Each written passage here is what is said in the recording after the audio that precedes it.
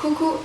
Alors aujourd'hui je te retrouve pour te parler d'un sujet un peu compliqué, pas ultra simple on va dire, mais qui à mon sens est vraiment très important à traiter. Donc il s'agit de la mort et de faire son deuil. À mon sens c'est un sujet dont on parle pas assez. Tout d'abord parce que la mort ça fait peur, ça fait mal, ça dérange. C'est surtout dérangeant d'ailleurs comme sujet, du moins c'est dérangeant pour beaucoup de personnes. Et c'est pour toutes ces raisons qu'aujourd'hui, je sais pas, j'ai ressenti quelque chose, une émotion. D'ailleurs, j'ai le souffle un peu court, tu vois. Parce que pour moi, ça veut dire beaucoup de choses de parler de ce thème. Ça évoque et ça remue pas mal de choses appartenant à mon passé. Et pour toutes ces raisons-là, je suis assez émue de faire cette vidéo. Mais je sais pas, aujourd'hui j'ai senti les choses comme ça, je me suis dit c'est peut-être le moment. Dès la création de ma chaîne, je pensais déjà faire une, voire plusieurs, et je pense d'ailleurs plusieurs vidéos sur le sujet. Et donc aujourd'hui ça va être la première. Cette vidéo n'est pas spécialement préparée, comme la plupart de mes vidéos d'ailleurs. Si tu as regardé mes autres vidéos, je pense que c'est assez flagrant que je prépare pas ce que je dis à l'avance, d'où parfois leur longueur ou leur aspect un peu fouillis. Mais tout simplement parce que j'ai juste envie de libérer la parole. Donc voilà, ça va être une parole libre. Je sais pas si ça va plus être un témoignage. Bon, en tout cas, ça va pas être un tuto, 10 étapes pour faire son deuil ou 10 conseils pour faire son deuil. Je pense pas que ça va être ça. Je considère que le deuil c'est une aventure, un chemin qui est très personnel, qui peut être très intime aussi et qui est vraiment propre à chacun. Après, il n'est pas exclu que je puisse partager avec toi des choses qui m'ont aidée pendant que j'ai fait mon deuil il y a plusieurs années. Je vais revenir là-dessus. Mais voilà, en fait c'est juste une vidéo sans prétention. Qui est juste là dans le but de peut-être pouvoir t'aider. Si jamais tu avais besoin de cette vidéo, et ben, si elle peut t'aider, tant mieux. Voilà. J'estime que les expériences qu'on vit, elles sont aussi faites pour être partagées. Et parfois, écouter quelqu'un parler de son vécu ou parler de certaines choses qu'on traverse ou qui nous font peur, ça dédramatise la situation et ça nous aide. Donc si ça peut être le cas, tant mieux. Et on y va. Alors, pourquoi ce sujet est-il si important et si assez émouvant pour moi? C'est parce que ça va faire bientôt 5 ans. Donc je sais pas du tout quand je pourrai récupérer un ordinateur pour faire le montage de cette vidéo et du coup quand elle sera publiée. Mais la période de la deuxième moitié du mois de septembre, tous les ans, c'est assez difficile et assez tourmenté parce que c'est la période où en 2012, mon papa est décédé. Donc voilà, j'ai perdu mon père à l'âge de 12 ans et demi, presque 13 ans. Et ça va faire bientôt 5 ans cette année, en 2017. Donc comme tu peux l'imaginer ou le vivre ou le savoir, perdre un parent c'est quelque chose qui n'est pas anodin, c'est très difficile. Du moins pour moi c'est quelque chose que je pourrais considérer comme le drame de ma vie en quelque sorte. Enfin le drame de ma vie dans le sens le gros événement qui a un peu stoppé ma vie, qui suivait tranquillement son cours. Ça fait aussi la personne que je suis aujourd'hui. Sans avoir vécu ça, je ne serais pas la même personne parce que ça m'a clairement forgée. Je pense qu'en fait, vivre un événement comme ça, enfin moi en tout cas, comme je le vois et comme je l'ai souvent vu, c'est, si tu veux, depuis que j'étais petite, c'est comme si je construisais un peu ma vie comme avec des briques en Lego, où je faisais mon mur, enfin je faisais ma vie, je faisais ma maison, j'en sais rien, tu fais la métaphore ou l'image que tu as envie. Et que là d'un coup le jour où il m'est arrivé ça a fait ok et que tout ce que j'avais commencé à construire dans ma vie, blam, c'était tout foutu par terre, que j'étais complètement perdue et que je devais tout repartir de zéro et faire un peu table rase quoi, comme si y avait ma vie avant cet événement, un peu ma vie pendant et ma vie après en fait. comme si ma vie avait recommencé d'une façon totalement différente et que j'étais plus vraiment la même personne. Et donc après, il faut se reconstruire justement. Vu que j'ai parlé un peu des pièces de Lego qu'on assemble et tout pour se construire, là pour moi il a fallu que je me reconstruise et que je trouve un peu les ressources et les forces pour le faire. Et donc ça, je les ai trouvées en moi. Donc si ça, il y a quelque chose qui peut être intéressant et peut-être utile à dire, à partager dans cette vidéo, c'est quelque chose que j'ai appris quand j'étais adolescente et que j'ai vécu ça. C'est que ça peut faire un peu phrase toute faite, mais c'est tellement vrai et tellement profond, tellement puissant. C'est la solution est en toi. Juste ça, la solution est en toi. Et pense-y, pense à ça. Parce que la solution, elle est juste en toi.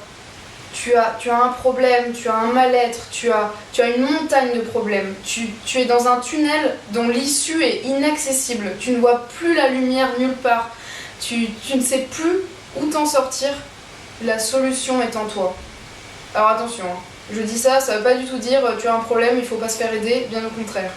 Personnellement, quand ça n'allait vraiment pas bien, ça allait vraiment très mal à une période suite à ce décès, j'ai décidé de me faire aider et d'aller voir une psychologue.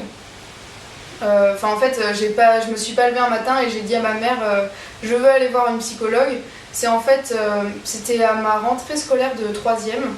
Je vais t'expliquer en quelque sorte ce qui s'est passé et ce que je ressentais. C'est-à-dire que je me levais le matin, j'avais pas envie de me lever. J'avais pas envie de sortir de mon lit. J'avais pas envie de manger mon petit déjeuner. J'avais pas envie d'aller en cours. Quand je rentrais chez moi, j'avais pas envie de rentrer chez moi. J'avais pas envie d'être chez moi. J'avais pas envie d'aller me coucher. J'avais ni envie de me lever, ni envie d'aller me coucher, ni envie d'être chez moi, ni envie d'aller en cours, ni envie de faire autre chose. En fait, toutes les propositions qui s'offraient à moi, aucune d'entre elles ne me faisait envie. J'avais juste envie de rien. J'avais envie de rien et j'avais surtout pas envie de vivre en fait. Et je pense que la seule chose qui faisait que c'était quand même important que je continue à vivre, c'était que je savais que mon décès engendrerait la souffrance de mes proches. Et par conséquent, et qui devrait faire un autre deuil en fait. Et par conséquent, je me suis dit, bon là c'est pas possible comme ça Aurélie, c'est impossible de continuer à vivre comme ça, il faut faire quelque chose. Clairement il faut faire quelque chose, c'est impossible de continuer ainsi. Je ne peux plus vivre dans ces conditions et ce n'est pas possible. Et donc j'en ai parlé à ma mère et on est allé voir mon médecin généraliste et il a dit bon écoutez, vous savez d'où viennent les souffrances de votre fille, c'est plutôt clair, c'est le décès de son papa, donc voilà, je connais tel psychologue, allez la voir, elle est très bien et voilà. Donc c'est comme ça que j'ai commencé à aller voir cette psy. Et déjà au bout de 1 mois, je crois, de consultation, j'allais déjà beaucoup mieux et ça allait déjà mieux. Et en fait, on va dire que quand mon papa est mort, la période qui a suivi, j'étais en mode pilote automatique, c'est-à-dire que je n'ai quasiment aucun souvenir aujourd'hui de cette période, je sais juste que j'ai vécu, j'ai vivoté.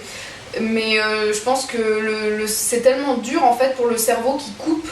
Il continue à vivre, donc sur le moment, tu vis ta vie normale, ou normale si on peut appeler ça normal, quoi. Tu survis, quoi. T'es un peu en mode ok, qu'est-ce qui m'est arrivé? Bon, voilà, je continue ma vie, je fais mon chemin. Et après, maintenant, quand j'essaye de m'en rappeler, les souvenirs, ils sont plus là, quoi. J'ai plus les souvenirs. Donc voilà pour ça. Et ensuite, quand ça a été vraiment difficile, donc ça c'était au début de ma 3e, comme je l'ai dit.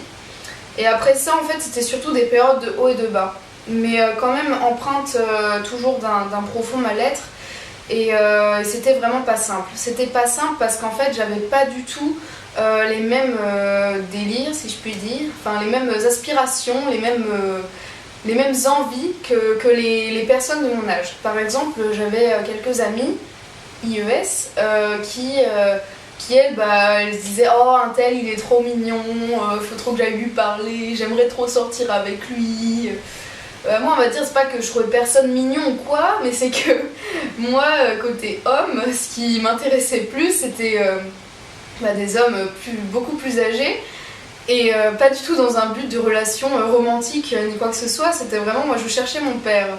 Je cherchais une sorte de reconnaissance, je cherchais un référent masculin en fait. Et puis aussi je cherchais vraiment de la compréhension. Donc ça c'est quelque chose dont j'aimerais parler aujourd'hui dans cette vidéo de libre parole, on s'exprime. C'est qu'à cette époque-là, en fait, quand j'étais au collège, je me sentais assez seule. J'avais beau avoir quelques amis, déjà c'était pas la période de ma vie où j'avais vraiment les meilleurs amis. Tous les amis que j'ai eu à cette période, j'en ai plus aucun aujourd'hui, donc c'est la preuve aussi que c'était une période où après il y a des changements et les relations ça balaye aussi, hein. Voilà, si je puis dire.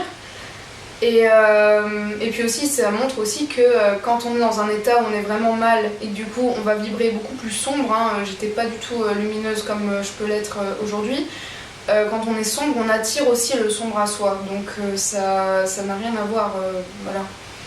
Et en fait ce qui était très difficile c'est que le peu de fois où j'osais un peu parler de ça, de dire aux autres ah mon père me manque, oui, ça, voilà, mon père est mort, parfois y a des personnes qui parlent de tel sujet, ça me rappelle mon père, et puis je me dis, je pourrais plus jamais vivre ça avec lui, c'est trop tard, quoi. Je pourrais plus expérimenter ça avec lui et partager ça avec lui, ça me manque. Je sais pas, des réflexions comme ça, des choses, c'est banal hein, de dire ça, enfin c'est banal, c'est tout bête, quoi. C'est pas non plus des trucs forcément très poussés, et même si c'est poussé, bref, le peu de fois où j'osais un peu trouver peut-être la manière de le dire ou le courage ou je sais pas quoi d'exprimer tout ça en fait, parler de ça, je provoquais tellement de malaise et de gêne et je réveillais tellement les peurs en fait des personnes qui m'écoutaient ou qui avaient beaucoup de mal à m'écouter d'ailleurs que ça me coupait totalement dans mon envie de partager en fait et qu'après j'osais plus en parler parce que je me disais la mort ça dérange. Et protège-les quoi, tu peux pas imposer ça aux gens de parler de ça et voilà. Il y a eu aussi toute une période où j'étais incomprise donc je cherchais des gens comme moi et j'avais une forme un peu de colère en moi qui disait qui avait envie de hurler à la terre entière en fait mais qu'est-ce que t'as compris toi à la vie, qu'est-ce que tu comprends, qu'est-ce que tu connais, regarde moi je souffre. Et ça en fait c'est pas spécialement sain mais c'est quand t'as l'impression d'être tellement pas compris en fait, d'être tellement seul dans ta souffrance et d'être là mais regarde comme je souffre, regarde ce que je vis et relativise ta vie en fait. Et ça je pense que je ressentais ça parce que dans mon entourage les jeunes gens de mon âge à cette époque-là, leur préoccupation c'était je me suis cassé un ongle, j'ai pas encore la robe à la mode ou alors un tel veut pas sortir avec moi. C'est triste à dire mais c'est surtout ce qui m'entourait, du moins c'est ce que je voyais et des gens qui traversaient des choses vraiment profondes et profondément douloureuses. Il y en avait sûrement hein, bien sûr mais je les voyais pas et j'étais pas avec ces gens-là. Et du coup, je me sentais terriblement seule et moi j'avais qu'une seule envie, c'était de faire une espèce de communauté où on se rejoignait tous, on était là main dans la main et on se disait voilà, j'ai perdu un parent, j'ai perdu un tel, je suis triste. Mais non, triste ça veut rien dire, je sais pas assez fort, je suis bouleversée et je suis changée à vie par ça et c'est très dur ce que j'ai vécu. Ça et... En fait, c'est ça clairement qui m'a manqué. Et c'est aussi pour ça que je veux faire cette vidéo parce que c'est pas quelque chose qui doit être honteux et c'est pas quelque chose qui doit être sous-estimé non plus. Ça, c'est aussi quelque chose que j'aimerais dire. C'est du coup, quand mon papa est mort, c'était au mois de septembre de ma 4e, donc l'année commençait tout juste. Et quand il est mort, ma mère a appelé le collège et les a prévenus. Et le lendemain de sa mort, je suis arrivée en retard en cours parce que la CPE du collège voulait me parler vis-à-vis de ça pour me dire que en gros elle me comprenait mais bon c'était assez faux cul, je trouvais, bref on va pas revenir sur ça. Et pendant que je n'étais pas en cours à ce moment-là, mon prof a dit à toute la classe ce qui m'était arrivé. Et donc déjà l'heure d'après quand je suis retournée en cours, je sentais que les regards sur moi étaient quand même assez lourds et différents. Et on va dire que les gens me laissaient tranquille, entre guillemets, ou qu'ils n'allaient pas me chercher des ennuis ou qui me laissaient un peu dans mon truc et évoluer à mon rythme pendant peut-être 1 mois, 2 mois qui a suivi ça. Donc ça c'était la période aussi où j'étais en mode pilote automatique. Et ensuite, en fait, pour les gens, c'est terminé. Ça n'existe plus. Et ça, c'est très bizarre en fait. Parce que moi, mon deuil, concrètement, il a duré 1h30. 1h30. N'importe quoi. Il a duré 1 an et demi. Voilà. On aimerait bien que ça dure 1h30, hein, mais non. Il a duré 1 an et demi pour moi, mon deuil. Dis-moi ce que j'appelle mon deuil, parce que voilà, un deuil, c'est jamais vraiment fini. Mais on va dire la période vraiment haut, bas, très violent et gros mal-être, grosse douleur et gros soucis, que c'est très dur, voilà. Ça a duré vraiment 1 an et demi. Et pas 1h30, non. C'est drôle. Bref, et du coup après, au bout de 2-3 mois, les gens ils se rappellent plus en fait. Ils ont oublié et pour eux la vie elle reprend. Enfin elle s'est jamais arrêtée en fait, mais ils te voient plus vraiment comme... ils prennent plus vraiment ça en compte quand ils te parlent, quand ils te voient, pour eux c'est bon, c'est fini. Et pour moi ça a été assez dur en fait. Parce que moi j'avais envie d'hurler au monde, j'avais envie de crier au monde, j'avais envie de dire mais j'existe, je suis là et c'est dur. Et quand je voyais autour de moi des gens qui disaient ouais, mes parents ils me saoulent, je peux pas les blairer, c'est des vieux cons, tout ce que tu veux, des relations peut-être des fois difficiles, hein, et je comprends vraiment. Mais moi j'avais envie de dire mais mets ton ego de côté, fais un pas en avant et va leur faire un câlin. Parce que moi je me disais juste mais regarde moi si j'avais su... mon père, dans ses derniers moments, j'aurais été différente avec lui si j'avais su. Et j'avais juste envie de leur dire, tu sais, tes parents, ils peuvent mourir du jour au lendemain. Et c'est dur aussi peut-être à entendre. Enfin, je pense que c'est comme quand on est en bonne santé et qu'après on a une maladie. On se dit, ah, mais quand j'étais en bonne santé, j'aurais dû plus apprécier ces moments. Ah, mais les gens qui sont valides, en bonne santé, qui n'ont pas de maladie, pas d'handicap, pas de problème, ils se rendent pas compte, ils devraient plus apprécier. Et c'est sûr, c'est sûr. Et en fait aussi, le décès de mon papa, ça m'a vraiment permis de prendre conscience de ma chance. De cette immense chance que j'avais. Alors je me suis rendu compte que j'avais la chance d'aller à l'école, qu'en plus j'avais des bons résultats scolaires, j'ai toujours eu des bonnes notes à l'école, donc que je réussissais.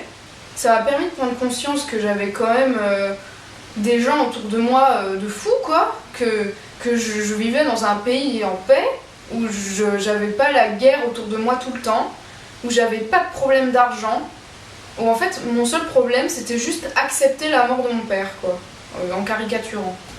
Et en fait quand on vit quelque chose qui est aussi dur, ça fait relativiser toutes les choses. C'est ça que je dis quand on dit apprécier et reconnaître sa chance. Et aussi